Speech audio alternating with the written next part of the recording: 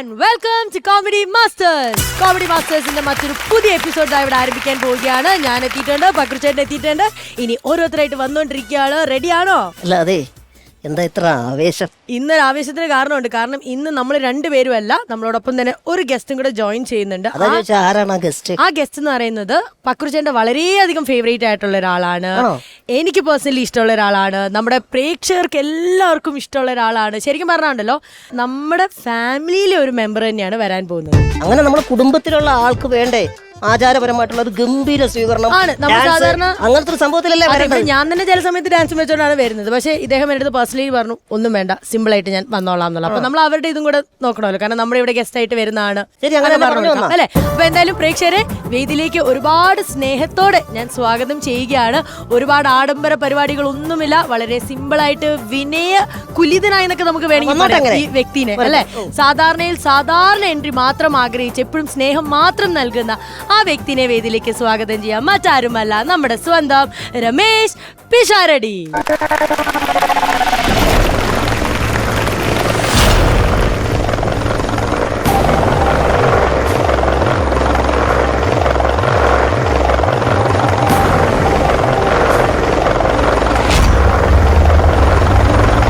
അയ്യോ, എന്റെ ഇത്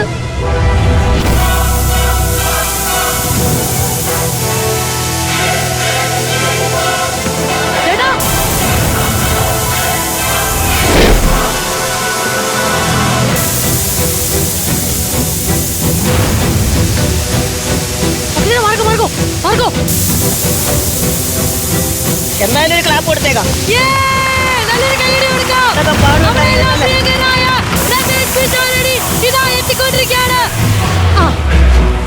വെടിയും പോയാണല്ലോ. उल्लू के पट्टे बदतमीज आपको मुख इस तरीके कौन बनाया आपको? भैया क्या हाल बना रखा है आपको? इतना पैसा दे आपको, इतने देर ऊपर गए वापस आकर आपका चक्कर. भैया एक മനുഷ്യൻ അങ്ങ് ഇരിക്കുന്നു. ഞാൻ ഈ അവസരത്തിൽ എല്ലാം തോലിച്ചു നശിപ്പിച്ചു. നീയൊക്കെ ഡ്യൂപ്പിട്ട് ആളാകാൻ വന്ന ആളാണ് ഇപ്പൊ പൊളിഞ്ഞില്ലാണ്ടായി നിൽക്കുന്നുണ്ടോ? എന്നെ മനസ്സിലാവുന്നില്ല. ഞാൻ ഇവിടെ വന്ന് നിന്ന ശേഷം തിരിയുന്നതാണ് വെക്കാൻ പ്ലാൻ ചെയ്തേക്കുന്നത്. അതിന് മുമ്പ് ഇവൻ തിരിഞ്ഞ് ഇവന്റെ മുഖം പ്രേക്ഷകരെ കാണിച്ചു കഴിഞ്ഞാൽ ഇത് മുഴുവൻ പൊളിഞ്ഞു പോയില്ലേ? ഈ പൂത്തിരിയുടെ പൈസയും വള്ളിയുടെ പൈസയും ഒക്കെ വേസ്റ്റ് ആയില്ലേ? അല്ല മിസ്റ്റർ പിഷു, ഞാനൊരു ഡൗട്ട് വെച്ചിട്ടെ, നിങ്ങൾ സിമ്പിൾ ആയിട്ട് വരുന്ന എന്നോടും പറഞ്ഞു വളരെ സിമ്പിൾ ആയിട്ട് പറഞ്ഞാൽ മതി. സൂപ്പർമാൻ വരുന്ന പോലായി പോയില്ലേ ഇത്? നിങ്ങളിപ്പോ ഇത്ര ഒരു സാധനം പ്ലാൻ ചെയ്തിട്ട് അത് തുടക്കത്തിൽ ഇങ്ങനെ സംഭവിച്ചാൽ നിങ്ങൾക്ക് അതിന്റെ വിഷമം. നമുക്ക് റീടേക്ക് എടുക്കാം. ഇവരിത് ട്രെയിലറിലൊക്കെ ഇടും. അത് നമുക്കൊരു കാര്യം ചെയ്യാം. അനുചേട്ടാ ഒന്ന് ശ്രദ്ധിച്ചാൽ നമുക്ക് ഒന്നും കൂടെ അത് വേണമെങ്കിൽ ചെയ്യാം. ഒന്നുകൂടെ എടുക്കുവാണെങ്കിൽ റെഡിയാണ്. ഒന്നുകൂടെ എടുക്കുവാണെങ്കിൽ റെഡിയാ. ഇതിപ്പോ എങ്ങനെ ചേട്ടൻ? അല്ല ഒറിജിനലായിട്ട്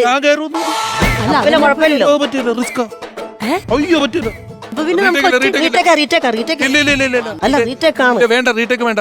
ഒരു കാര്യം ചെയ്യാം, ഇതുവരെയുള്ള പോർഷൻ നിങ്ങൾ കട്ട് ചെയ്ത് കളയുക. നിങ്ങൾ രമേശ് പിഷാരടി എന്ന് പറയുമ്പോൾ ഞാൻ വളരെ സൗമ്യനായിട്ട് വന്ന്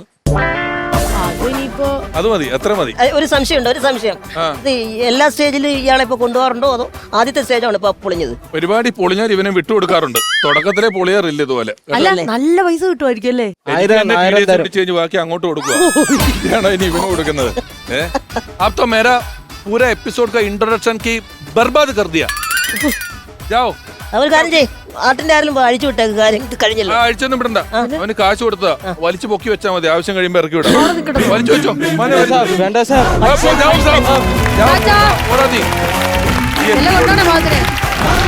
പോട്ടെ. ഇടയ്ക്ക് എന്തെങ്കിലുമൊക്കെ പറയുമ്പോ ഇതുപോലെ എയറിലാവാറുണ്ടോ? എപ്പോഴും പറ്റാറില്ല. അതിന്റെ ഡോറിൽ നിങ്ങളുടെ കൂട്ടുകാരൻ ടിനിറ്റോ ഇടിച്ചു നിൽക്കുക.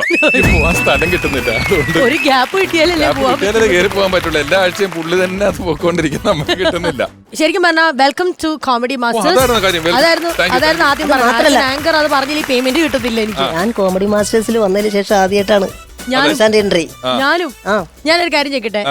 ഫൺസ് അപ്പോൺ എ ടൈം ഒരു വശത്ത് തകൃതിയായിട്ട് നടക്കുന്നു. ഫൺസ് അപ്പോൺ എ ടൈം ഒരു 4 വർഷത്തോളം വളരെ വിജയകരമായിട്ട് നമ്മൾ മലയാളത്തിലെ തന്നെ ആദ്യത്തെ സ്റ്റാൻഡപ്പ് കോമഡി ഷോ എന്നുള്ള പേര് തുടങ്ങി. അത് അമൃതയാണ് തുടങ്ങിയത്. അതിനുള്ള ചങ്കൂറ്റം കാണിച്ചത് അതിന് വേണമായിരുന്നു. കാരണം പലരും നോക്കിയിട്ട് പറ്റാത്ത പരിപാടിയായിരുന്നു. അതിപ്പം അവസാനിച്ചു. നമ്മൾ കോമഡി മാസ്റ്റേഴ്സ് വീണ്ടും ഫുൾ ശക്തിയായിട്ട് വരുന്നുണ്ട്.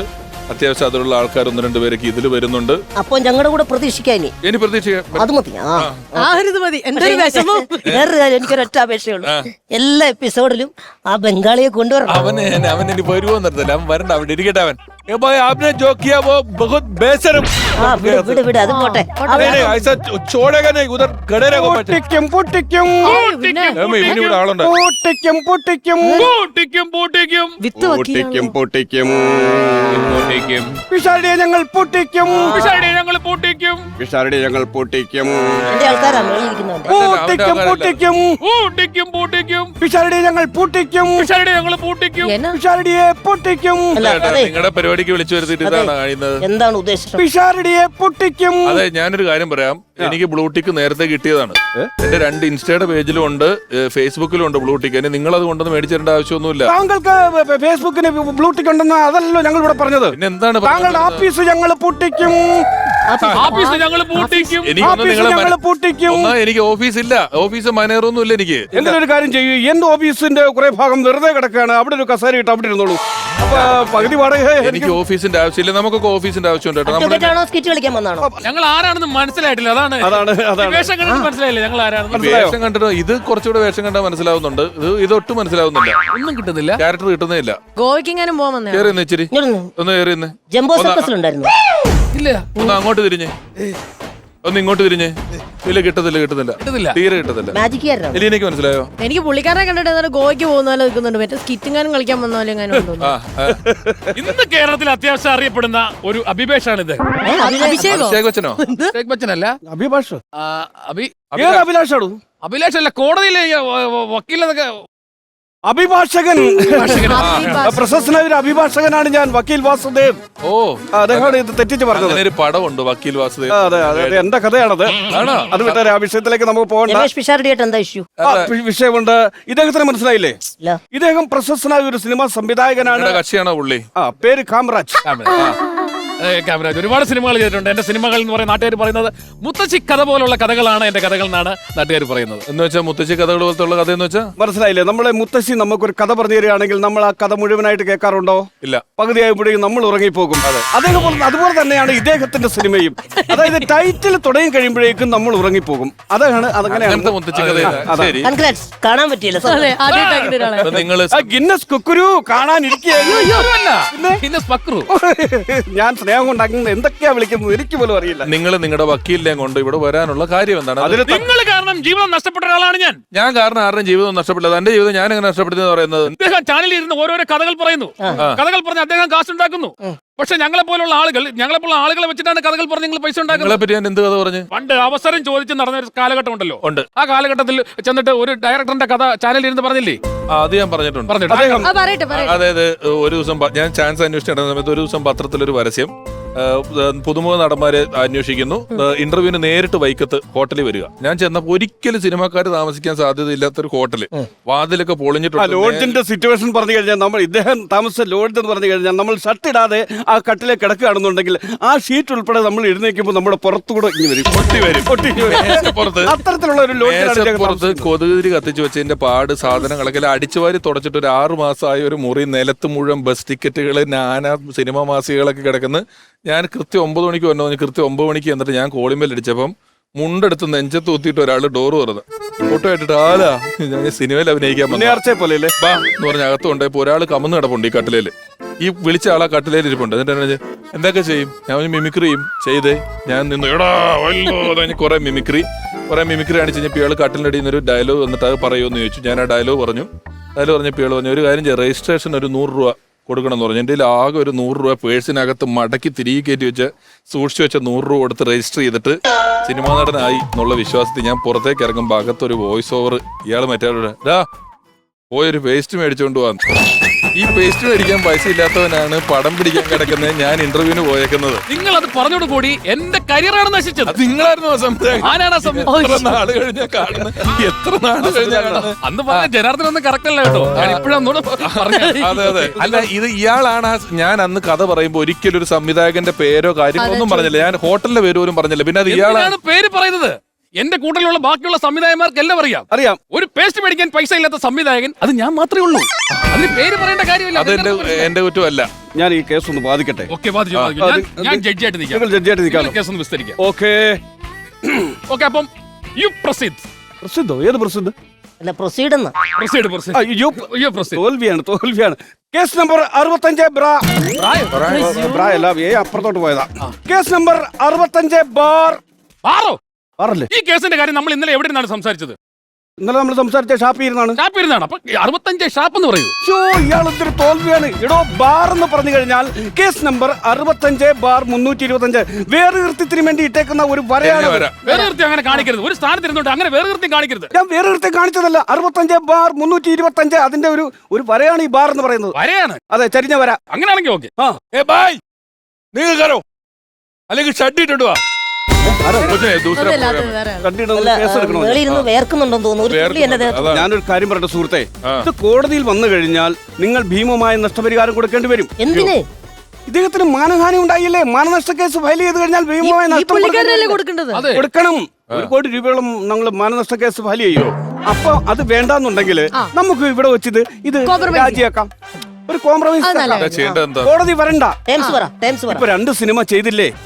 3ാമത്തെ സിനിമ ചെയ്യുമ്പോൾ അദ്ദേഹത്തിന്റെ കണ്ടീഷൻ അതാണ്. ഒന്നിൽ അദ്ദേഹത്തിനെ നായകനാക്കണം, അല്ലെങ്കിൽ സംവിധായകനാക്കണം. ആരെ? പുള്ളിക്കാരനെയോ നായകനോ? അതെ അതെ, അല്ലെങ്കിൽ അതിന്റെ സംവിധായകനാക്കുക. നടക്കുവോ? അപ്പൊ കോംപ്രമൈസ് ആവും. നിങ്ങൾ അങ്ങനെ എനിക്കൊരു കേസ് കൊടുത്തോ നഷ്ടം തരാനൊന്നും എന്റെ ഇല്ല. 1 കോടി. ഒരു കാര്യം കൺഫേം ചെയ്തോളൂ, എന്റെ 3ാമത്തെ സിനിമയിൽ നായകൻ ഇദ്ദേഹം ആയിരിക്കും. വക്കീൽ വാസുദേവ് ആരാന്നത് ഞാൻ. പക്ഷെ ഒരു ചെറിയ കണ്ടീഷൻ ഉണ്ട് സാർ. അതായത് ഞാനിപ്പോ ഇനി ചെയ്യാൻ പോകുന്നത് 2 കഴിഞ്ഞില്ല. 2 കഴിഞ്ഞു. 3ാമത്തെ പടം ഞാൻ അതുപോലെ മാറ്റി വെച്ചിട്ട് 4ാമത്തെ പടമാണ് ഇനി ചെയ്യാൻ പോകുന്നത്. Objection overrule. Why should I? ഞാൻ 3ാമത്തെ ചെയ്യുന്നില്ല, 4ാമത്തെ പടം എടുത്ത്.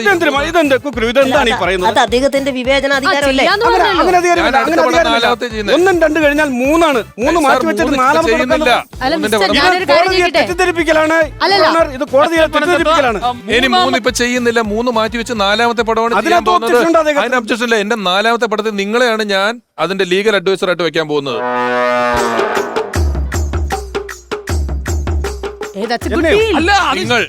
നിങ്ങൾ ലീഗൽ അഡ്വൈസർ ചിലപ്പോ നല്ലൊരു വേഷവും 4ാമത്തെ പടത്തില്. അപ്പൊ നിങ്ങൾ അനാവശ്യമായി ഈ കേസിൽ ഇടപെടരുത്. ആ മനുഷ്യനെ ജീവിക്കാൻ അനുവദിക്കുക. ഞാനല്ലേ നിങ്ങൾ ഇങ്ങോട്ട് വിളിച്ചോണ്ട് വന്നത്? അല്ല, എനിക്ക് വേണ്ടി വാദിക്കാനല്ലേ കൊണ്ടത്? വാദി പ്രതിയായിപ്പോ? വാദി പ്രതിയായതല്ല. ഞാൻ പറയട്ടെ, എന്റെ നിരപരാധിയായി എന്റെ കക്ഷിയെ നിങ്ങൾ കെട്ടിച്ചമച്ച കേസുമായിട്ട് വന്ന് കോടതിയെ തെറ്റിദ്ധരിപ്പിക്കുന്നു. അതോടൊപ്പം തന്നെ അദ്ദേഹത്തിന്റെ പ്രൊഫഷനെ ഇല്ലാതാക്കുന്നതിന് വേണ്ടി മനഃപൂർവ്വം കെട്ടിച്ചമച്ച കഥയാണ് കോടതിയിൽ വാദിക്കും. നിങ്ങൾ കാണിക്കുന്നത് അനീതിയാണ്. ഒരു അനീതിയില്ല. അദ്ദേഹം 3ാമത്തെ പടം മാറ്റിവെക്കുന്നു, 4ാമത്തെ പടമാണ് ചെയ്യുന്നത്. അങ്ങനെ തമ്മിലാണ് കേസ്. ഏത് കേസ്? നിങ്ങളോട്ടല്ല കേസ്. അല്ല, തനിക്ക് മനസ്സിലാകുന്നില്ലയോ? എനിക്ക് മനസ്സിലാകുന്നില്ല. വാടോ, അദ്ദേഹം 3ാമത്തെ കേസ് മാറ്റിവെച്ചത് പറഞ്ഞില്ലോടാ. 4ാമത്തെ സിനിമയിലാണ് ഞാൻ ലീഗൽ അഡ്വൈസറാണ്. അദ്ദേഹത്തിന് എന്തെങ്കിലും സംഭവിച്ചാൽ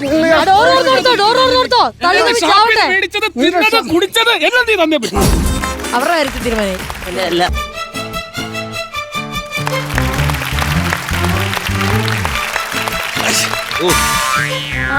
പ്രസിഡന്റ് ഇന്ന് നേരത്തെ എത്തിയോ? ഞാൻ ഇത്തിരി നേരത്തെ പോന്നു. മെമ്പറെ, കഴിഞ്ഞ ആഴ്ച ആ വെള്ളപ്പൊക്കത്തിന്റെ ഫയൽ ഒന്ന് സെറ്റ് ചെയ്തില്ലേ? ഒന്നിങ്ങെടുത്ത്. വെള്ളപ്പൊക്കമൊക്കെ അവിടെ നിക്കട്ടെ, വരൾച്ചയുടെ ഫണ്ട് റിലീസ് ചെയ്തായിരുന്നു. അയ്യോ, വരൾച്ചയുടെ ഫണ്ട് എന്നേ റിലീസായി. അന്നല്ലേ എന്റെ കൊച്ചിന്റെ മുഖത്തൊരു വിളർച്ച കണ്ടത്. പിന്നെ ഈ വരൾച്ചയുടെ ഫണ്ട് എടുത്ത് അപ്പുറത്തോട്ടൊന്ന് മറിച്ചു. പ്രസിഡന്റിന്റെ മുഖത്തൊരു തളർച്ച. പാമ്പിന്റെ ഫണ്ട് തന്നേ തീരൂ, പാമ്പിന്റെ ഫണ്ട് തന്നേ തീരൂ. ആരാണിത് പറയുന്നതെന്നറിയാമോ? ചോരത്തുള്ളികൾ നീന്തി കയറിയ ഗോപിക്കുട്ടൻ പറയുന്നു.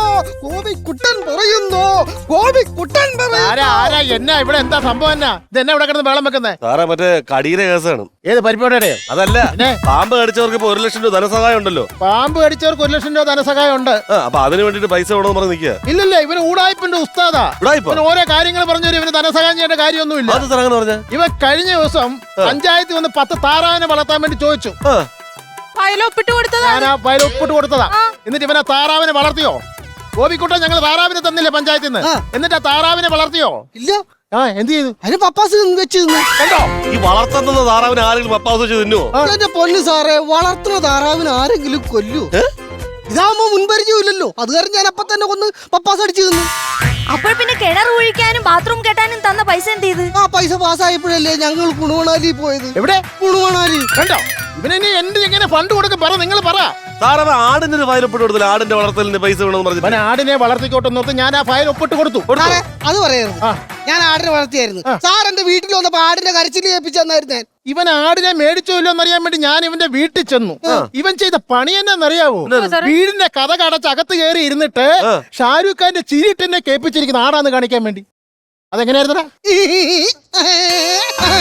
അതുകൊണ്ട് ഇവൻ ഊടായ്പന്റെ ഉസ്താദാണ്. ഇവനെ വല്ല പഴുതാരം കടിച്ചായിരിക്കും. ഈ ഫയൽ എന്നെ ആയാലും ഞാൻ ഒപ്പിട്ട് കൊടുക്കുന്ന പ്രശ്നമില്ല.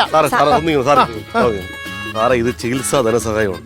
അപ്പൊ നമ്മൾ പൈസ വെച്ച് കൊടുക്കാതിരിക്കാൻ പറ്റില്ല, കൊടുത്തേ പറ്റുള്ളൂ. നമ്മൾ കൊടുത്ത ഫണ്ടൊന്നും ഇവൻ വിനിയോഗിച്ചില്ലല്ലോ. ഇല്ല. അതുകൊണ്ട് ഈ ഫണ്ട് കൊടുക്കേണ്ട കാര്യമില്ല. നമുക്ക് അത് എന്നാന്ന് വെച്ചാൽ തിരിമറി അങ്ങ് ചെയ്യാരും. സെക്രട്ടറി അതങ്ങ് ഒപ്പിട്ട് കൊടുത്തേക്ക, അല്ലെങ്കിൽ ആകെ പുലിവാലും തലവേദനയാകും. എന്നാലും ഇത് ഒപ്പിട്ട് കൊടുക്കുന്ന പ്രശ്നമില്ല. അതിന്റെ പുലിവാലും ഞാൻ സഹിച്ചോളാം. പറയുന്നറിയാമോ? പൈസ കിട്ടി അവിടുന്ന്. എന്റെ പൊന്നു സഹോദര, ഞാൻ ഒരു കാര്യം പറയട്ടെ. ദേ, ഈ പേപ്പർ കണ്ട, ഇതിലൊരു ഒപ്പിട്ടാ മതി, ഈ പൈസ കിട്ടും. ഒപ്പിട്ടാ മതിയോ? ഇവൻ എന്റെ സെക്രട്ടറി ഇടണം. എടാ, ചലഞ്ച് ആർട്സ് ആൻഡ് സ്പോർട്സ് ക്ലബ്ബില് 3 വർഷം ഞാനായിരുന്നു സെക്രട്ടറി. ഞാൻ ഒപ്പിട്ടോ? ഈ ചലഞ്ചിന്റെ സെക്രട്ടറി അല്ല, ഈ പഞ്ചായത്തിലെ സെക്രട്ടറി ഒപ്പിടണം. ഒപ്പിട്ട് കിട്ടിയ പൈസ കിട്ടും. അപ്പൊ നിനക്ക് തരാനുള്ള പൈസ ഞാൻ അങ്ങോട്ട് തരും.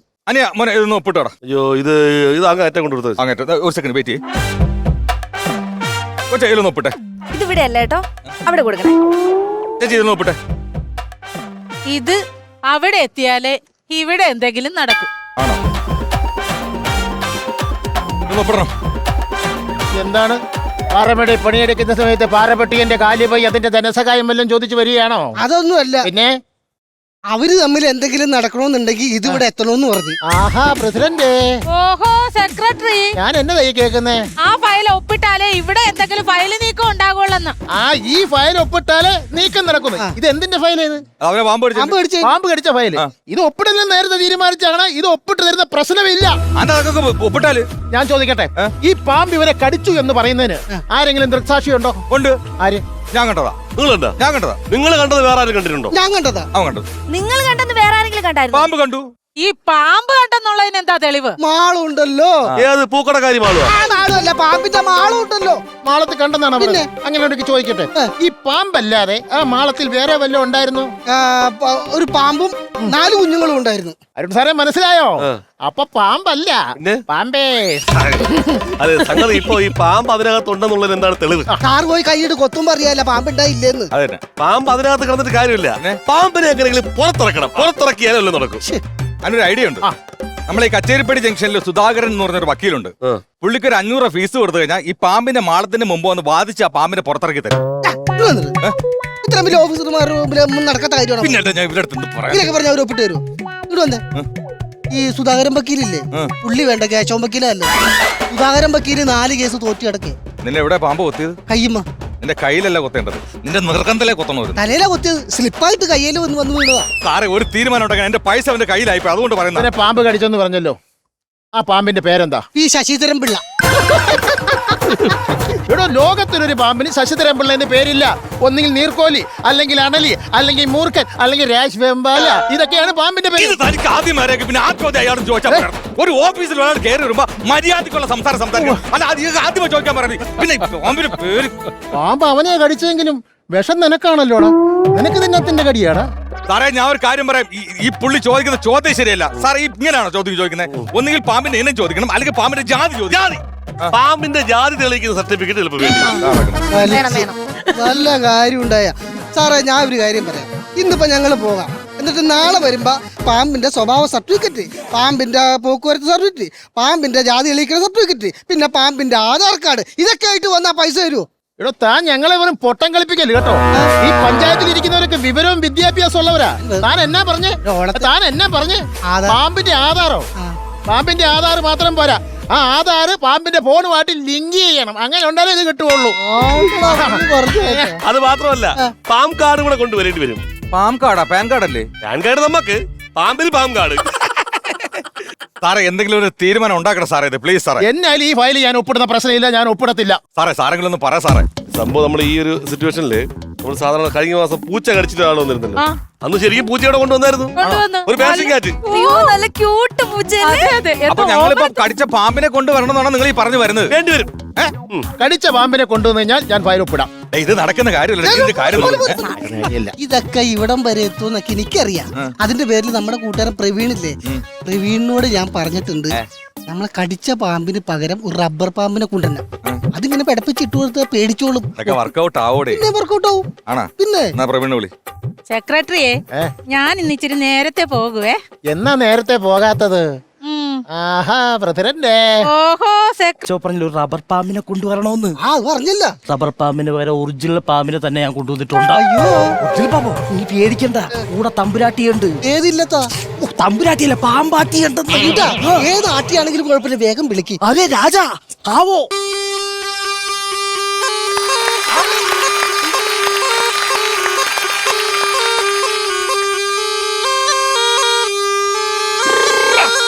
എന്റെ ഈ പുള്ളി പാമ്പുളിയെ ഒഴുകിയിട്ടുണ്ടാ? ഈ പുള്ളി എന്തിനാ ഇങ്ങനെ പറഞ്ഞേ? ഞാൻ ഒരു വിധത്തിൽ കൊണ്ടുവന്നതാ. ഇതാണ് പാമ്പാടി രാജൻ. അത് ആനയല്ലേ? ഈടാ അത് പാമ്പാടി രാജൻ, ഇത് പാമ്പാട്ടി രാജൻ. ഏത് ആട്ടി രാജനാണെന്നുണ്ടെങ്കിലും കടിച്ച പാമ്പിനെ കൊണ്ടുവരണ്ട. കടിച്ച പാമ്പും കടിക്കാത്ത പാമ്പൊക്കെ സ്റ്റോക്കാ. ദൈവമേ, സ്ട്രോക്ക് വന്ന്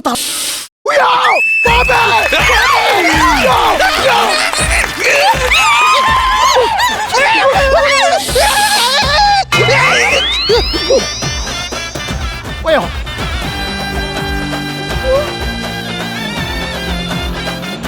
ആഹാ വെള്ളപ്പൊക്കത്തിന്റെ ഫണ്ട് റിലീസ് ആകുന്നതിന് മുമ്പ് തന്നെ വെള്ളപ്പൊക്കം വന്ന പോലെ എല്ലാരും പൊക്കത്ത് കയറിയിരിക്കുന്നേ. വൃത്തിയോട് കാണിച്ച് അടിച്ച ചെകിട് പൊളിക്കും. എന്ത്? ആർക്ക് ഭ്രാന്ത്? എവിടെ?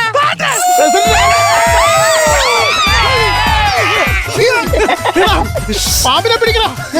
പാമ്പിനെ പിടിക്കണം. നോക്കിക്കണ്ട് പാമ്പിനെ പിടിക്കണം. പാമ്പിനെ പിടിക്കടാ. നീ പാമ്പിനെ പിടിക്കണം. സെക്രട്ടറി ഒന്ന് ഒപ്പിട്ട് കൊടുത്തിരുന്നെങ്കിൽ ഈ പ്രശ്നം ഉണ്ടാകുമായിരുന്നു. ഇപ്പൊ നിങ്ങളുടെ ഒരു അനാഥ കാരണം എന്നെ പാമ്പ് കൊത്തി ചാകത്തില്ലായിരുന്നു. ഞങ്ങളെ ജീവനൊന്നും ഒരു വിലയില്ല. നിങ്ങൾ ഒപ്പിട്ടോടാ ആദ്യം. അതൊന്ന് ഒപ്പിട്ട് കൊടുക്ക സെക്രട്ടറി. മര്യാദയ്ക്ക് ഒപ്പിട് സെക്രട്ടറി. ഒപ്പിട്. വേണം വേണ്ട, ഞാൻ ഒപ്പിട്ട് കൊടുത്താ. അങ്ങോട്ട് ഒപ്പിട്. പ്രശ്നം തീർന്നല്ലോ. ഒപ്പിടാൻ പറ്റും സാറേ. സാറേ ഈ പട്ടി കടിച്ചവർക്ക് പഞ്ചായത്തിന് ധനസഹായം ഉണ്ടോ? പേപ്പട്ടി കടിച്ചു കഴിഞ്ഞാൽ പഞ്ചായത്തിന് ധനസഹായം ഉണ്ട്. എന്നാ സാർ ഒരു പേപ്പറിൽ കൂടെ ഒപ്പിടേണ്ടി വരും. അത് ഏത് പേപ്പർ? സാറേ ഇപ്പൊ ഇവിടെ നിന്ന് പോയില്ലേ ഗോപി, അവൻ പോകുന്ന വഴിക്ക് അവനെ തെരുവുനായ കടിച്ചു സാറേ. ദൈവമേ, ഇടിവെട്ടിവനെ പാമ്പ് കടിച്ചോ? അല്ല സാറേ, പാമ്പ് കടിച്ചവരെ പട്ടി കടിച്ച്.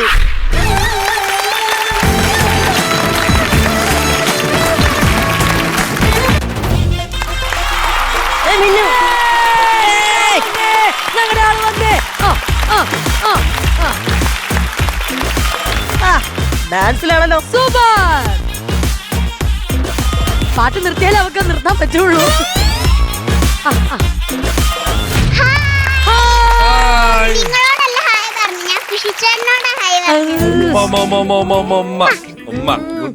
സ്ഥിരം ഐറ്റം ആട്ടോ. എനിക്ക് പിശുച്ചേട്ടനെ ഭയങ്കര ഇഷ്ടം.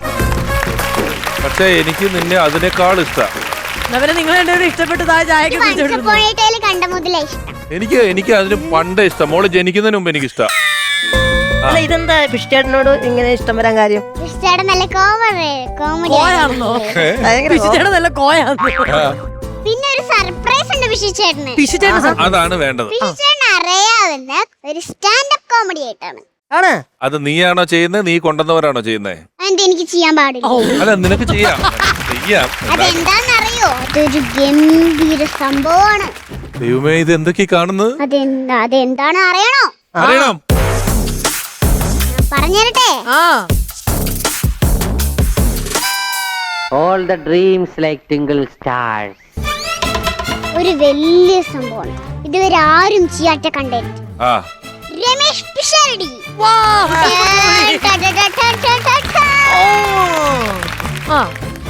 ഞാൻ കണ്ടന്റ് ആയല്ലോ. കോമഡി ആയിട്ട് ബന്ധപ്പെട്ടൊരു പേരാണ് പിശുച്ചേട്ടന്റെ. രമേഷ് പിഷാരടി. കോമഡി പിഷാരടി. പിഷാരടി കോമഡി പിഷാരടി. ഇതിനിടയിൽ ഒരാൾ വന്നിട്ട് പിഷാരടി എന്നുള്ളതിനെ തെറ്റിദ്ധരിച്ചിട്ട് ഹലോ പാരടി അല്ലേ? നിങ്ങളൊന്ന് പാടിക്കേ. കോമഡി പിഷാരടി. ഇതെങ്കിലും ഒന്ന് വീട്ടാർന്ന് പറ. കോമഡി പിഷാടി പിഷാടി കോമഡി പിഷ കോമഡി. വലിയൊരു കോമഡി ആയല്ലോ. പക്ഷെ വേറെ കാര്യം പറയട്ടെ, ഈ കുട്ടി ജനിച്ചപ്പോ ഇവളുടെ അച്ഛനും അമ്മയ്ക്ക് അറിയായിരുന്നു ഇവള് മിന്നെന്ന്. അതുകൊണ്ട് ഇവൾക്ക് മിന്നു എന്ന് പേര്. മിന്നും മിന്നി, മിന്നും മിന്നു. ഓക്കെ, അടുത്ത കോമഡി ആക്കട്ടെ നിന്റെ. ഞാൻ ഫുഡ് കഴിക്കാതിരുന്നപ്പം അമ്മ എനിക്ക് പറഞ്ഞായിരുന്നു ഡോറ ബുജിയുടെ കഥയാണ്. പക്ഷെ ഇപ്പൊ എനിക്ക് പറഞ്ഞു തരുന്നത് ഫുഡ് കഴിക്കാതിരിക്കുമ്പോ പിഷിച്ചേണ്ട കഥയാണ്. അതാണ് ഇപ്പൊ ഡോറ ബുജിയുടെ സ്ഥാനത്ത് എനിക്ക് പിഷിച്ചേരനാണ്. വരൂ, നമുക്കൊരു പ്രയാണം തുടങ്ങിയാലോ? യാത്ര പോവാം. എന്ത് കിട്ടിയാലും അത് കഥയാക്കി മാറ്റും. അതുകൊണ്ടല്ലേ ട്രിവാൻഡ്രത്ത് വരുന്ന മെട്രോ ഇപ്പൊ കൊച്ചിയിലാക്കിയത്. പിഷിച്ചേട്ടൻ പറഞ്ഞു പറഞ്ഞ. അതെ അതെ അതെ, മനസ്സിലായോ? കഥ പറയുന്ന ഇച്ചിരി പാടുള്ള പണിയാണെന്ന്. അത് മനസ്സിലായാ മതി. പക്ഷെ ഒരു കാര്യം എനിക്ക് മനസ്സിലായി. ആ വാതിലിന്റെ അപ്പുറത്ത് വെച്ചിട്ട് മോക്ക് ഇത് മുഴുവൻ പറഞ്ഞു തന്നത് ഉല്ലാസ് പന്തളം എന്ന് പറഞ്ഞ മാമനല്ലേ? ഉല്ലാസ് പന്തള എന്താ ഒന്ന് പറഞ്ഞു? ആ ഉല്ലാസ് പള്ളത്തിനെ ഞാൻ പിടിച്ചു എന്ന് പറഞ്ഞു കേട്ടോ. അവൻ അവിടെ ഇരിപ്പുണ്ട്, ഞാൻ പിടിച്ചോളാം ഉല്ലാസ് പന്തളത്തിനെ. അല്ല മിന്നു, ഇവിടെ കുറച്ച് കഥകൾ നമുക്കിപ്പോ വേണമല്ലോ. ആരെങ്കിലും ഉണ്ടോ നമുക്കിവിടെ പെർഫോം ചെയ്യാനായിട്ട്? നമ്മുടെ സ്വന്തം ആള് വിളിച്ചോളൂ.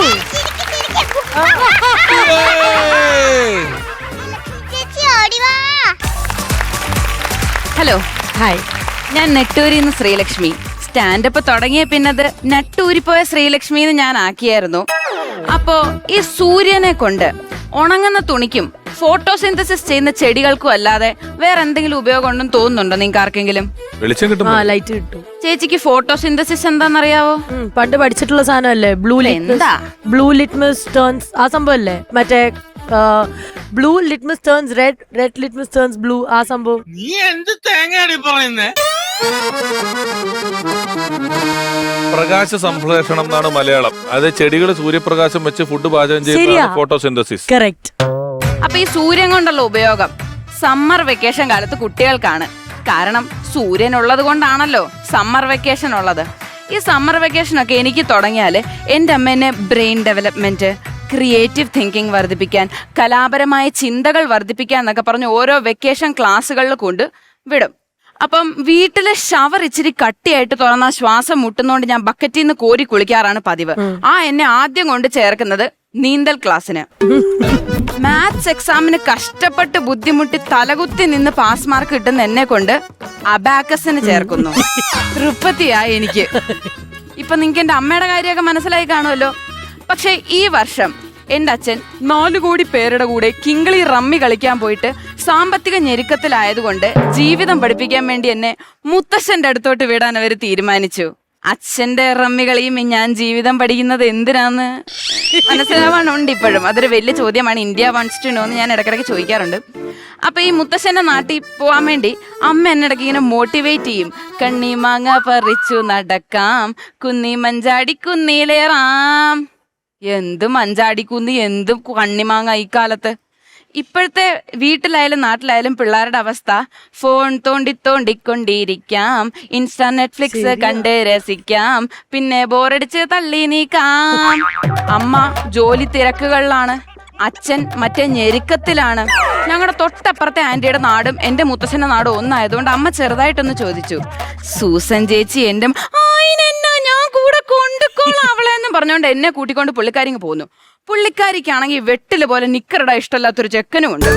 അങ്ങനെ ഞങ്ങളൊരു സ്ലീപ്പർ ട്രെയിൻ ടിക്കറ്റ് ഒക്കെ എടുത്ത് ഞങ്ങൾ പോവാ. കിടന്നുറങ്ങി രാവിലെ അപ്പം ഞാൻ സ്വപ്നം കണ്ടു എന്നെ ആരോ വെള്ളം തളിച്ച് എണീപ്പിക്കുന്നതായിട്ട്. ദൈവം സഹായിച്ച് ഞാൻ വായിക്ക് മുമ്പ് കണ്ണു തുറന്നത് നന്നായി.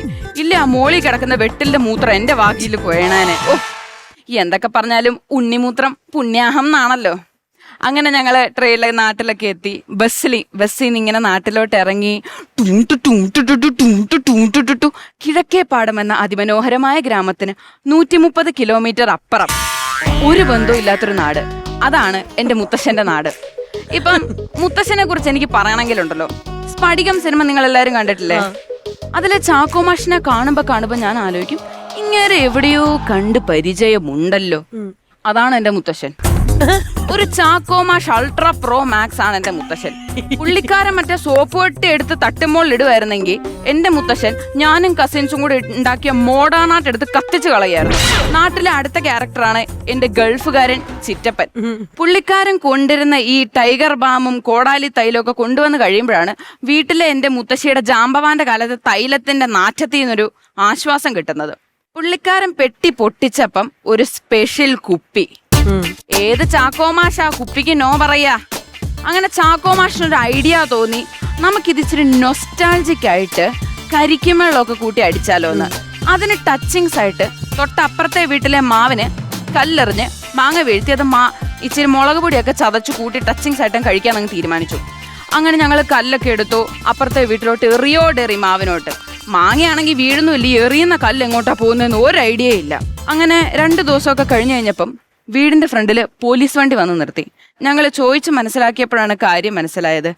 എറിഞ്ഞ കല്ലെല്ലാം ചെന്ന് കൊണ്ടുവരുന്നത് അപ്പുറത്തെ വീട്ടിൽ കുളത്തിൽ കുളിച്ച ചേച്ചിയും ചേച്ചിയുടെ മകളുടെ മേത്തുമായിരുന്നു. പിന്നെ ഞങ്ങൾ കണ്ടത് ചിറ്റപ്പന്റെ കയ്യിൽ 2 സിൽവർ വള ഇടിച്ചുകൊണ്ട് അവർ കൊണ്ടുപോകുന്നതാണ്. എന്തായാലും ഒരാഴ്ചക്ക് വന്ന പാർട്ടി ഇപ്പോഴും നാട്ടിൽ അവിടെ ഇരിപ്പുണ്ട്. മറ്റേ ലീവ് കൊടുക്കാത്ത അറബി ഉണ്ടല്ലോ, തിരിച്ചു കയറ്റിയില്ല പുള്ളിക്കാരനെ. എന്റെ മുത്തശ്ശിക്കും വലിയ പ്രശ്നമാണ് ഞങ്ങൾ കാരണം. പുള്ളിക്കാരിയുടെ ഫേവറേറ്റ് സാധനമാണ് സീരിയല്. സീരിയൽ കാണാതെ ഇരിക്കാനേ പറ്റില്ല. ഞങ്ങളെല്ലാവരും വന്നു കഴിഞ്ഞാൽ പുള്ളിക്കാരി നടക്കത്തില്ല. കാരണം ഞങ്ങളുടെ സിനിമയും കാർട്ടൂണും കഴിഞ്ഞിട്ട് സീരിയൽ കാണാൻ സമയമില്ല. അപ്പം ഞങ്ങൾ തമ്മിൽ വലിയൊരു അടിയുണ്ടായി. ഒരു റഷ്യ ഉക്രൈൻ യുദ്ധത്തിന് ശേഷം ഒരു വേൾഡ് വാർ 3 നടക്കണ്ട എന്ന് വിചാരിച്ച് ഞങ്ങൾ എല്ലാവരും കൂടെ വട്ടമേശ സമ്മേളനമൊക്കെ നടത്തി ഒരു കരാറുണ്ടാക്കി. എന്താണെന്നറിയോ? സൺ മൂൺ കരാർ. മനസ്സിലായോ? Any ideas? സൺ വരുന്ന സമയത്ത് ടിവിയുടെ റിമോട്ട് ഞങ്ങളുടെ കയ്യിലും മൂൺ വരുന്ന സമയത്ത് ടിവിയുടെ റിമോട്ട് മുത്തശ്ശിയുടെ കയ്യിലും. വീട്ടിലെ പ്രശ്നങ്ങളെ അവസാനിച്ചതോടെ. അങ്ങനെ എന്റെ വെക്കേഷനൊക്കെ കഴിഞ്ഞെത്തി. എന്ത് ചെയ്യാനാ? ഇപ്പൊ ഉണ്ടല്ലോ ദൈവം എന്റെ മുന്നിൽ പ്രത്യക്ഷപ്പെട്ടിട്ട് നിനക്ക് എന്ത് വരവാ വേണ്ടെന്ന് ചോദിച്ചാൽ ഞാൻ എന്ത് പറയുന്നറിയോ? എനിക്ക് എത്രയും വേഗം കല്യാണം കഴിച്ച് 2 പിള്ളേരുണ്ടാവണം. എന്നിട്ട് അവരെ ഞാൻ ഇതേപോലെ വെക്കേഷന് വിടും. ശ്രീലക്ഷ്മി, ഹലോ. നല്ല രസമുണ്ടായിരുന്നു ശ്രീലക്ഷ്മിയുടെ വർത്താനം കേട്ടിരിക്കാൻ വേണ്ടി. സൂപ്പർ ആയിരുന്നു കേട്ടോ. വെക്കേഷൻ കഥയൊക്കെ ശരിക്കും ഭയങ്കര ഇൻട്രസ്റ്റിംഗ് ആയിട്ട് തോന്നി. പറഞ്ഞ കുറച്ച് കാര്യങ്ങളൊക്കെ ഞാൻ റീകളക്ട് ചെയ്തപ്പോ ശരിയാണ്. ഈ മഞ്ചാടിക്കൂര് ഒന്നും ഇപ്പൊ കാണാൻ കൂടി കിട്ടുന്നില്ല. ഈ പറഞ്ഞ പോലെ നമ്മളിപ്പോ കുട്ടിക്കാലത്തൊക്കെ ഉണ്ടായിരുന്നോ? എന്റെ കുട്ടിക്കാലത്തൊക്കെ ഫോൺ വന്നു കഴിഞ്ഞായിരുന്നു. നീ മഞ്ചാടിക്കുരു വെറുക്കുന്ന ബാല്യം ഉണ്ടായിരുന്ന ആളാ അല്ലേ? അല്ലല്ല. അതെ, എലീന ഫീൽഡിൽ വരുമ്പോ കബീർ പൊന്നമ്മ ബാലതാരോ. എങ്കിൽ പിന്നെ എനിക്ക് ഭയങ്കര അപ്രീഷിയേറ്റ് ചെയ്യണം. ബിക്കോസ് എന്റെ ഈ ചാർമം എന്റെ ഈ ലുക്ക് സോപ്പിട്ട് കഴുകിട്ട് വാ. ഒരു എപ്പിസോഡ് ഞാൻ വേണം ഫുള്ള് മേക്കപ്പ് റിമൂവ് ചെയ്ത് വന്നിരിക്കാം. ധൈര്യമുണ്ടോ വേറെ ആർക്കെങ്കിലും അങ്ങനെ വന്നിരിക്കാൻ? ഞങ്ങളൊന്നും ചെയ്തിട്ടേ ഇല്ല. ഞങ്ങൾ എന്ത് മേക്കപ്പ് ചെയ്തിരിക്കുന്നത്? ഈ മുടിയൊക്കെ സ്ട്രേറ്റ് ചെയ്ത് കുളിച്ചു കഴിഞ്ഞാൽ ഇരിക്കുന്നതാണ്. എങ്ങനെയാണ് സ്ട്രേറ്റ് വലിച്ചു ചെയ്ത് വെച്ചേക്കുവാ? പോട്ടെ, കൊച്ചവിടെ നിൽക്കുന്നു. അതെ, കൊച്ചവിടെ നിൽക്കുന്നു. അതായത് ഈ ശ്രീലക്ഷ്മി ഇപ്പൊ കുറെ നേരമായിട്ട് അവളുടെ മുത്തച്ഛന്റെ വീട്ടിൽ കൊണ്ടാക്കി. മുത്തച്ഛൻ ജാക്കുമാഷ് എന്നൊക്കെ പറയുന്നുണ്ടല്ലോ. ഇവളുടെ മുത്തച്ഛൻ ജാക്കുമാഷ് എന്ന് പറയുന്നത് എന്റെ അച്ഛനാ. അച്ഛനെ പറ്റിയാണ് ഇവളി കോമഡി ഉണ്ടാക്കി പറയുന്നത്. അതായത് ഇവള് എന്റെ ചേട്ടന്റെ മോളാണ്. സീരിയസ് ആയിട്ട് പറഞ്ഞാണോ? അങ്ങനെ ഉണ്ട്. അതെ അതെ, എന്റെ ചേട്ടന്റെ മോളാണ് ശ്രീലക്ഷ്മി. അങ്ങനെയാണല്ലോ ഒരു ചോദ്യം. ഈ രംഗത്തേക്ക് അല്ലെങ്കിൽ ഈ ഒരു തമാശ മേഖലയിലേക്ക് വരാൻ ഈ ചേട്ടനാണോ കാരണക്കാരൻ? അത് അവളുടെ വീട്ടിൽ നിന്ന് തന്നെ ഉള്ള. നീ പറയരുത്. ശരി, പുള്ളിക്കാരി പറയണം. പുള്ളിക്കാരൻ one of the main reasons തന്നെയാണ്. പിന്നെ തന്നെ ഉള്ളതുണ്ട്. അപ്പൊ ഈ ചേട്ടനാണ് ആരെ ബന്ധപ്പെട്ട് ചിറ്റപ്പൻ ചളിയാണെന്ന് എപ്പോഴും തോന്നിയിട്ടുണ്ട്. പലപ്പോഴും അതിനകത്തുണ്ടല്ല. അതിനകത്തിടുന്നുണ്ട്. ഞാനങ്ങനെ അതിലൊന്നും ഇടപെട്ടിട്ടേ ഇല്ല. ഒരു വിധത്തിൽപ്പെട്ട പിന്തുണകൾ ഇതുവരെ കൊടുത്തിട്ടില്ല. അവള് തന്നെത്താൻ പഠിക്കുന്നതും വരുന്നതൊക്കെയാണ്. ശ്രീലക്ഷ്മി പറച്ചിൽ ഇച്ചിരി വോയിസ് ഓവർ പോലെ ആകുന്നുണ്ട് കേട്ടോ ചില സമയത്ത്. ഇപ്പൊ ഈയിടെയായിട്ട് ശ്രീലക്ഷ്മി നല്ല വിഷയമൊക്കെ എടുത്തുകൊണ്ട് വരുന്നുണ്ടെങ്കിലും നമ്മള് ഈ വോയിസ് ഓവർ പറയുന്ന ആൾ എല്ലാ അക്ഷരവും പറയുമല്ലോ. കാരണം അവന്റെ മുഖം ഇല്ലാത്ത കാരണം അത് കൃത്യമായിട്ട് അവന് പറയണമല്ലോ. അങ്ങനെ ഞാൻ എന്റെ ചിറ്റപ്പന്റെ വീട്ടിൽ പോയി. അങ്ങനെ പോയ സമയത്ത് എന്ന് പറഞ്ഞ് അത് അങ്ങനെ എന്റെ ചിറ്റപ്പന്റെ വീട്ടിൽ പോയി എന്ന് പറയുന്നതിന്റെ ഒരു സ്വാഭാവികത ഉണ്ടല്ലോ, അതൊരു തുള്ളിക്ക് കുറയുന്നുണ്ട്. നമ്മള് ശ്രീലക്ഷ്മി പറയുമ്പോൾ ഒട്ടും ആലോചിക്കുന്നില്ല. തോട്ട് പ്രോസസ്സ് നടക്കുന്ന മുഖത്ത് വരുന്നില്ല. കാര്യങ്ങളൊക്കെ നല്ല ഫ്ലോ ആയിട്ട് പോകുന്നുണ്ട്. ചെറിയ ഫോർമൽ ആവുന്നുണ്ട് പറച്ചിലും തോന്നി. അത് മാത്രം ഒന്ന് കൺട്രോൾ ചെയ്താൽ നല്ലതായിരിക്കും. ചിറ്റപ്പന്റെ മുന്നിൽ നിന്ന് പറയുമ്പോ അതുണ്ടാവും. കുറച്ചൊന്ന് വലിച്ചു പിടിച്ചതാ. ചെറിയൊരു ടെൻഷൻ അങ്ങനെ സൈഡിൽ കൂടി നിൽക്കുന്നത് നല്ല രസമായിട്ടുള്ള പ്രസന്റേഷൻ ആയിരുന്നു കേട്ടോ. എന്റെ ഫ്യൂച്ചറിൽ എന്താവണം, സിനിമയിലേക്ക് അഭിനയിക്കണം അങ്ങനെയൊക്കെ ഉണ്ടോ? ചേച്ചിയുടെ പരിപാടി ഏറ്റെടുക്കണം എന്നുണ്ട്. ആങ്കറിങ്. ദൈവമേ, കൊച്ചു കുട്ടികൾ വരെ വരുന്ന എല്ലാരും ഇത് തന്നെയാണോ? ഇത് ഇൻഡയറക്റ്റ് ആയിട്ട് നിങ്ങൾ പറഞ്ഞു വിടുന്നതാണോ? എലീന പോകണം, വേറെ ആൾക്കാർക്ക് വരണം, അങ്ങനെ എന്തെങ്കിലും ആണോ? അല്ല, ആങ്കറിങ് ചെയ്യാൻ താല്പര്യം ഉണ്ടെന്നാണോ? ആക്ച്വലി വലിയ ആങ്കറിങ്ങിനൊന്നും ഇപ്പൊ വലിയ സ്കോപ്പ് ഒന്നും ഇല്ല. സിനിമയാണ് നല്ല സ്കോപ്പുള്ള field. You know right, when you have ചെറിയച്ചൻ ഇൻ യുവർ ഫാമിലി. ഈ ആഗ്രഹം പറഞ്ഞു വരുന്ന പിള്ളേരോടെല്ലാം ഇത് പറഞ്ഞ് നിരുത്സാഹപ്പെടുത്തി വിടുക. നമ്മുടെ സുഹൃത്തുക്കളൊക്കെ ഉണ്ടല്ലോ ലണ്ടനിൽ അമേരിക്കയിലൊക്കെ പോയി സെറ്റിൽ ആയിട്ട് നമ്മൾ അവനെ വിളിച്ചിട്ട് എടാ അവിടെ എങ്ങനെയുണ്ട്, അയ്യോ ഇങ്ങോട്ട് വരല്ലേ, കഷ്ടപ്പാടാണ്, നാട് തന്നെ സുഖം, നാട്ടിൽ തന്നെ നിൽക്കുന്നു പറഞ്ഞ് ഇല്ല ഇല്ല, എന്തായാലും അടിപൊളിയായിട്ട് നമുക്ക് ഒരുമിച്ച് സ്റ്റേജുകൾ ചെയ്യാൻ പറ്റട്ടെ. അവൾ ആങ്കർ ചെയ്യട്ടെ ആദ്യം, എന്നിട്ട് നമുക്ക് നോക്കാം. എന്നാ വാ, നമുക്ക് സമ്മാനമൊക്കെ കൊടുത്ത ആങ്കറിങ്ങിന്റെ പരിപാടിയിലേക്ക് ചെറിയച്ചനും പറഞ്ഞു. ചെറിയച്ചാ പിന്നെ അല്ലാണ്ട് ഇതപ്പനാണ് ഷർട്ട് കൊടുക്കുന്നത്. ആ ഷർട്ടാണോ? അപ്പൊ എനിക്ക് തന്നെ.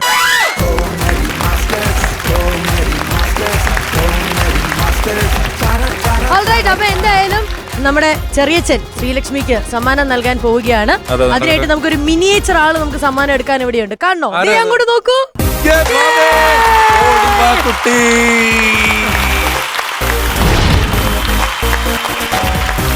യെസ്, ലണ്ടൻ ക്ലാസിക് നൽകുന്ന ഒരു അടിപൊളി ഗിഫ്റ്റ് ആണ്. ആദ്യമായിട്ടാണോ ചെറിയച്ചന്റെ കയ്യിൽ നിന്ന് ഒരു സമ്മാനം എങ്ങനെ കിട്ടും? നല്ല സമ്മാനങ്ങളെ മേടിച്ചു കൊടുത്തിട്ടുള്ളൂ അല്ലേ? നമുക്ക് ഡോറയുടെ പ്രയാണത്തിന് പോണ്ടേ? എന്നൊരു കാര്യം ചെയ്യാം, മാപ്പിനോട് ചോദിച്ച് നമുക്ക് അങ്ങ് മുന്നോട്ടേക്ക് പോയി.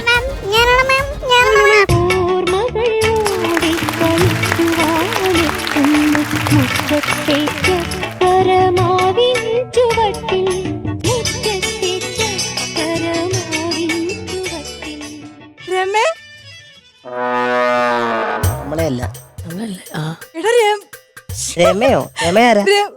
പക്രുചേട്ടാ, നിങ്ങൾക്കൊക്കെ ഇവൻ രമേശ് പിഷാരടി ആയിരിക്കും, പക്ഷെ ഇവൻ എനിക്ക് എന്റെ പഴയ പൊടിമീശക്കാരൻ രമയാ.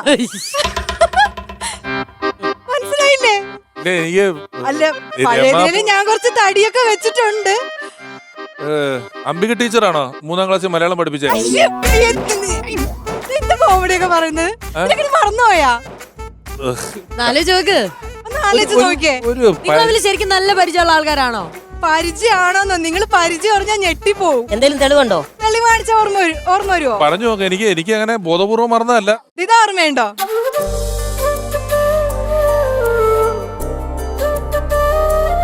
റേഷൻ കാർഡാ?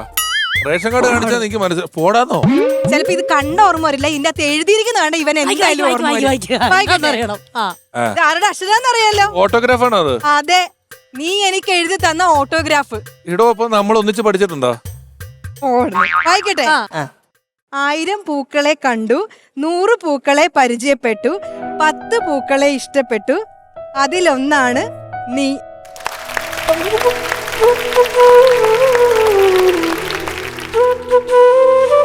10-1 ഇപ്പോഴെന്നെ ഓർമ്മ വന്നില്ല? ചെറിയൊരു ഓർമ്മ വരുന്നുണ്ട്. വന്നിട്ടില്ല, ഇപ്പോഴും ഓർമ്മ വന്നിട്ടില്ല. ഒരെണ്ണം കൂടെ വായിച്ച എന്തായാലും നിനക്ക് ഓർമ്മ. ഒരു ഓട്ടോഗ്രാഫിൽ കുറെ എഴുതിയിട്ടുണ്ടോ? ഇത് മൊത്തം ഇവൻ എഴുതിയതാ. വേറെ പലതും ഒക്കെ എഴുതിയിട്ടുണ്ട്, കാണിക്കാൻ പറ്റില്ല. വായിക്കട്ടെ, വായിക്കട്ടെ. മറക്കില്ല മുത്തേ മരണം വരെ, മറന്നെന്ന് തോന്നിയാൽ മരിച്ചെന്ന് കരുതുക. ഇങ്ങനെ എഴുതിയവന് എന്നെ കണ്ടിട്ട് ഓർമ്മയില്ല. അപ്പൊ ഇത് പ്രേതമാണോ? അല്ല, എനിക്കൊരു സംശയമുണ്ട്. പറഞ്ഞു കേട്ടോ, പറഞ്ഞു. അപ്പൊ മരയൊക്കെ ഉള്ള ഒരാള് ഇദ്ദേഹത്തിന്റെ കൂടെ പഠിച്ചെന്നൊക്കെ പറയുമ്പോഴേ 2 ദിവസം വീട്ടിൽ വിടാതെ ഇവനെ ഇവിടെ ഒന്ന് ഇരുത്തി നോക്ക്. 2 ദിവസം കഴിയുമ്പോഴേ ഒരു ക്രിസ്മസ് പപ്പാഞ്ഞ് ഇവിടെ ഇറങ്ങി പോണെ കാണാൻ പറ്റും. അത്രക്ക് തരയാ, ഫുള്ള് ടൈ അടിച്ചു വന്നിരിക്കല്ലേ. ഇപ്പോഴും നിനക്ക് എന്നെ ഓർമ്മയായില്ല. ഇപ്പൊ പറഞ്ഞ വിറ്റിന്റെ ഒക്കെ ഒരു നിലവാരം വെച്ചിട്ട് എന്റെ കൂടെ പഠിച്ച ആ സമയത്തൊക്കെ തലയ്ക്ക് വെളിവില്ലാത്തവനെ തലയോല പറമ്പ് ദേവസ്വം ബോർഡ് സ്കൂളില് നമ്മൾ തമ്മിൽ ഒന്നിച്ച് പഠിച്ച നിന്റെ ഒരേ ഒരു ലൈൻ സൗവർണിക. ഓർമ്മയോ? എനിക്ക് ഒരു ഓർമ്മയുണ്ട്, സൗവർണിക ഒരാള് പഠിച്ചത്. എനിക്കിപ്പോ നിങ്ങൾ പറഞ്ഞപ്പോഴേ ആ ക്യാമ്പസിന്റെ വരാന്ത, ആ ഫ്രണ്ടിൽ നിന്ന പുളിമരം, അവിടുത്തെ ജനലുകള്, അവിടുത്തെ ടേബിള്, ക്ലാസ് മുറി, ബോർഡ്, ഇതെല്ലാം ഒരു നൊസ്റ്റാൾജിയ പോലെ ഇങ്ങനെ ഞാൻ മനസ്സുകൊണ്ട് അവിടെ ചെന്നാലോന്ന് തോന്നുക എനിക്ക്. ആണോന്ന് പോടാ അവിടുന്ന്. കോളേജിൽ പഠിച്ചിരുന്ന സമയത്ത് കോളേജ് കത്തിക്കാൻ നടന്നവനാ, ബോംബ് തകർക്കണോന്ന് പറഞ്ഞു നടന്നവനാ. ഇപ്പൊ നൊസ്റ്റാൾജിയെന്ന്. ഇപ്പൊ ഓർമ്മയായോ എന്നെ? അന്ന് പ്രേമാന്ന് പറഞ്ഞ് നിങ്ങളുടെ പുറകെ കുറെ നടന്നിട്ടുണ്ടോ? എന്റെ പക്രുച്ചേട്ട പുറകെ നടന്നിട്ടുണ്ടായിരുന്ന നിഴല് പോലെ എന്റെ കൂടെ ഇവൻ ഉണ്ടാവുമായിരുന്നു. ഞാൻ എവിടെ തിരിഞ്ഞാലും ഇവൻ ഉണ്ടാവുമായിരുന്നു. നിങ്ങൾക്ക് ഇപ്പൊ ഒരു സ്കിറ്റിനാണോ ചാർജ്, അതോ ഒരു കുടുംബം കലക്കുന്നതിന് ഇത്ര എന്നാണോ? എത്ര വെച്ചിട്ടാ നിങ്ങൾ മേടിക്കുന്നത്? തന്നെ ഏട്ടാ, ഇതുപോലെ തന്നെയായിരുന്നു. Come to the point, മനസ്സിലായി?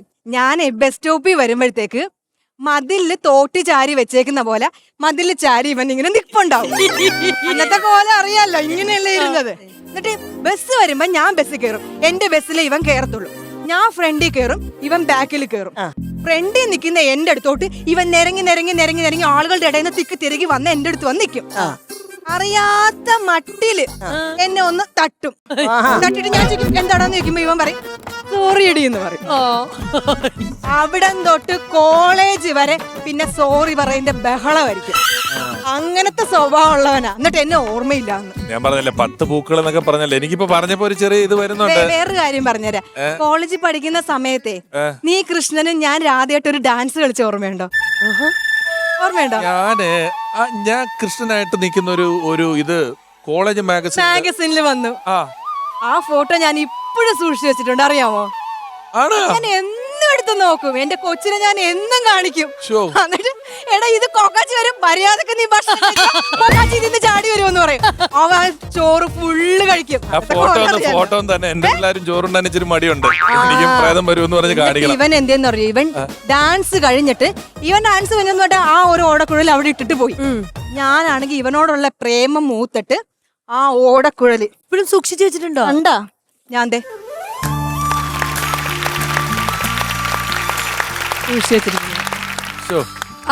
പോലെ ഞാൻ സൂക്ഷിച്ചു വെച്ചിരിക്കുക. എന്നിട്ട് ഇവൻ വലിയ നിലയിലേക്ക് എത്തിയപ്പോഴത്തേക്ക് ഞാനൊരു ഗമയ്ക്ക് നമ്മുടെ അയൽക്കൂട്ടത്തിലെ ചേച്ചിമാരോടും തൊഴിലുറപ്പ് ചേച്ചിമാരോടൊക്കെ ഞാൻ പറയും, നിങ്ങൾ ടിവിയിലൊക്കെ കാണുന്ന രമേശ് പിഷാരടി ഇല്ലേ, അവന്റെ ഓടക്കുഴൽ എന്റെ കയ്യിലുണ്ടെന്ന് പറയും. ആ ഓടക്കുഴൽ ഇതിപ്പോ ഓർമ്മയായോ എന്നെ? അന്നറിയത്തില്ലായിരുന്നല്ലേ ഇവനൊരു നടനാവൊന്നും. അങ്ങനെയാണെങ്കിൽ ഞാൻ പിന്നെ വിടുവായിരുന്നു. അങ്ങനെയാണല്ലേ ആ പാട്ടൊന്നുകൂടെ റീക്രിയേറ്റ് ചെയ്യുമോ? ഞങ്ങൾക്ക് ജനങ്ങളെല്ലാം കാത്തിരിക്കുകയാണ്. ഞാനേ മറ്റേ 3-ാം പീരീഡ് ക്ലൈമാക്സ് ശ്രീദേവി ഇരിക്കുന്ന പോലെ ഓർമ്മ പോയിട്ടിരിക്കുവല്ല. എനിക്ക് അത് ഞാൻ പറഞ്ഞത് അതിന്റെ ആവശ്യം അല്ല, എനിക്ക് ഓർമ്മ വരുന്നുണ്ട്. സെക്കൻഡ് ലാംഗ്വേജ് ഹിന്ദി ആയിരുന്നു മലയാളമായിരുന്നു? ഞാൻ ഹിന്ദി ആയിരുന്നു. അപ്പൊ നമ്മള് അവിടെ മാത്രമല്ലേ ഉള്ളൂ, ബാക്കി എല്ലാ സ്ഥലത്തും നമ്മൾ മാറ്റിയോണ്ട് എനിക്ക് നമ്മൾ ഒന്നിച്ച് പഠിക്കാത്ത ഓർമ്മയുണ്ട്, ബാക്കി കഥയൊന്നും ഓർമ്മയില്ലെന്നുള്ളൂ. സിനിമയുടെ ഒരു ഫീല് വരുന്നു. ഇവന് മാത്രം വന്നിട്ട് എന്നെ ഓർമ്മ വരും. എല്ലാ കഥകളും ഓർമ്മ വന്നു. ഈ പഴയ പടത്തിന്റെ ക്ലൈമാക്സിൽ ചില പാട്ട് വെക്കുമ്പോ ഓർമ്മ വരികയല്ലേ, എനിക്കിപ്പോ ഓർമ്മ വന്നു, ആളെ ഓർമ്മ വന്നു. ഇത് സൗപർണിക മലയാളം സെക്കൻഡ് ലാംഗ്വേജ് മലയാളം എടുത്തിട്ടുണ്ടായിരുന്നു. നമ്മുടെ ഫിസിക്സ് പഠിപ്പിക്കുന്ന സാറിന് കത്ത് കൊടുത്ത കേസിൽ വലിയ പ്രശ്നം ഉണ്ടായിരുന്നു. ടൂറ് പോയപ്പോ ബസ്സിൽ വെച്ചിട്ട് ഞങ്ങളെല്ലാം മല കയറാൻ പോയപ്പം ബസ്സിൽ വെച്ച് ഇവളെ സാറ് മാത്രം കണ്ടു എന്ന് പറഞ്ഞു. അങ്ങനെ അന്ന് ഞാൻ കണ്ടത് എനിക്ക് ഓർമ്മയുണ്ട്. എനിക്ക് തോന്നുന്നത് നമ്മുടെ ശനിയാഴ്ച ദിവസം കോളേജ് ഇല്ലാത്ത ദിവസം കോളേജിലെ നെല്ലിമരത്തിന്റെ ചോട്ടില് ഒരു ദിവസം കണ്ടു. എനിക്ക് അയ്യോ എന്തെല്ലാം ഓർമ്മയെന്ന് അറിയാം, എനിക്ക് ഒരുപാട് ഓർമ്മയുണ്ട്. പിന്നെ നമ്മുടെ കെമിസ്ട്രി ലാബിൽ നിന്ന് ടെസ്റ്റ് ട്യൂബ് കട്ടുകൊണ്ട് പോയ കേസിലുണ്ടായിരുന്നു. തിരികെ മുറുക്കി തരാൻ പറഞ്ഞൊരു പെങ്കൊച്ചിനോട് മുറുക്കി തരാന്ന് പറഞ്ഞ് കമ്മൽ ഉരുക്കൊണ്ട് അതുപോലെ പോയി. പിന്നെ സെക്കൻഡ് ഇയറിലെ തിരിച്ചു വന്ന സൗപർണികല്ലേ, എനിക്കറിയാം. ആ ഓട്ടോഗ്രാഫ് ബുക്ക് ഒന്ന് തരാമോ? ഓട്ടോഗ്രാഫ് ബുക്ക് എനിക്ക് അതിനകത്ത് ഞാൻ ആ സാധനം എഴുതിയത്, ഞാൻ അന്ന് എഴുതിയ സാധനം ഉണ്ടല്ലോ ഓട്ടോഗ്രാഫിനകത്ത്, ഫോൺ നമ്പർ എനിക്ക് വിളിക്കായിരുന്നു. അതായത് സൗപർണിക മറക്കില്ല മുത്തേ മരണം വരെ, മറന്നെന്ന് തോന്നിയാൽ മരിച്ചെന്ന് കരുതുക. ഇത് ഞാൻ അന്ന് എഴുതി കൊടുത്ത കേട്ടോ. അന്ന് എനിക്ക് സാഹിത്യം അത്ര എഴുത്തൊന്നും അറിയത്തില്ല. ഇതൊന്നും ഇപ്പൊ ചെറുതായിട്ട് തിരുത്താൻ പറ്റുമോ? അതായത് മറക്കില്ല മുത്തേ മരണം വരെ, മറന്നെന്ന് തോന്നിയാൽ മരിച്ചെന്ന് കരുതുക എന്നുണ്ടല്ലോ. ആ 3-4 വരി നമ്മളൊന്ന് തിരിച്ചിടുക. മരിച്ചെന്ന് കരുതി അങ്ങ് മറന്നേക്കെ, അതായിരിക്കും നല്ലത്. ഇത് പിടിച്ചോ. അയ്യോ എനിക്ക് അങ്ങനെ മറക്കാൻ പറ്റില്ല. എനിക്ക് നല്ല ഓർമ്മയുണ്ട്, കൃത്യമായിട്ട് ഓർമ്മയുണ്ട്.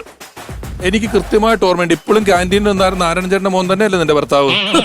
തിന്നതിന്റെ കടം തീരാതെ അവളെ അങ്ങനെയല്ലായിരുന്നു അത്. എനിക്ക് മനസ്സിലായി, കൃത്യമായിട്ട് മനസ്സിലായി തന്നെ. കൃത്യമായിട്ട് ഇനി എവിടെ വന്നാലും എനിക്ക് കൃത്യമായിട്ട് മനസ്സിലാവും കേട്ടോ. അങ്ങനെ തന്നെ കരുതി, മരിച്ചെന്നും കരുതിയത്. എന്തൊക്കെ കഥകളാ ദൈവമേ നമ്മളിവിടെ കേട്ടതല്ലേ. സോറി, ഞാൻ ആദ്യം ഒന്ന് തെറ്റിദ്ധരിച്ചു. ഞാൻ ആ വിചാരിച്ചു കാലത്ത് അങ്ങനെയാണല്ലോ. അറിയാത്ത പോലെ നിൽക്കുവന്നു. ഈ ഞാൻ ഇങ്ങനത്തെ ഹണി ട്രാപ്പുകളിൽ നിന്ന് എപ്പോഴും രക്ഷപ്പെടും. നല്ല എന്നെ കാര്യം. പലരും ശ്രമിച്ചിട്ടുണ്ട്, പക്ഷെ എനിക്ക് പിടുത്തം വീണിട്ടില്ല. ഒരു കാര്യം ചെയ്യാം, ഇനി ഇവിടെ നിന്ന് കഴിഞ്ഞാൽ നമ്മൾ മെഴുകും. നമുക്കങ്ങ് നൈസായിട്ട് ഈ ട്രാപ്പ് വൈൻഡപ്പ് ചെയ്താലോ? നല്ലതായിരിക്കും. അപ്പൊ നമുക്ക് അടുത്ത ദിവസം കാണാം. പ്രേക്ഷകരെ നമ്മൾ അടുത്ത ദിവസം കാണാം. അതിരിക്കും ബൈ ഫ്രം കോമഡി മാസ്റ്റേഴ്സ്.